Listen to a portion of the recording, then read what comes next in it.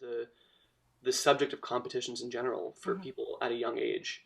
And we were not that young, but as a string quartet, we were young. Like as a string quartet, we were only a year old, and so I think that it's great to have those goals, but framing them in the context of um, relativity, which is the nature of a competition, um, can be difficult for organic growth, if you know what I mean. Yeah.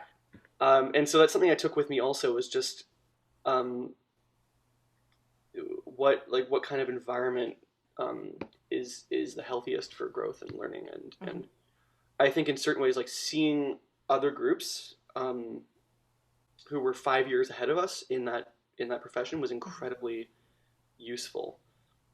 And there was a lot of good that came out of it.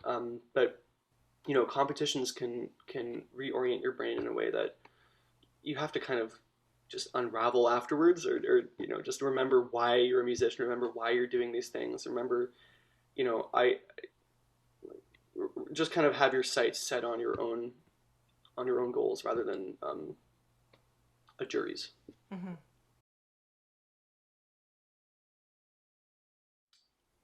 I feel like in this pandemic, it's been an opportunity to become closer with the people who I care about.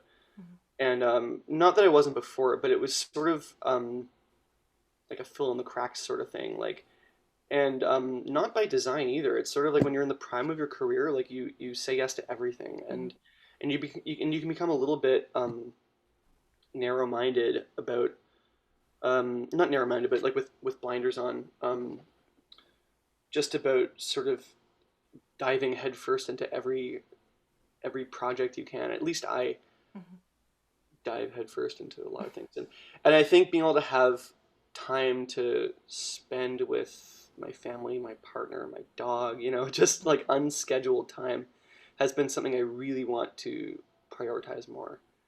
There's also this fear that if you kind of stop doing things, you're going to be forgotten about. And I think that's sort of a little bit universal in the music world. Like relevance is important to all of us, and I think that being able to let go of that is a good thing, and it's sort of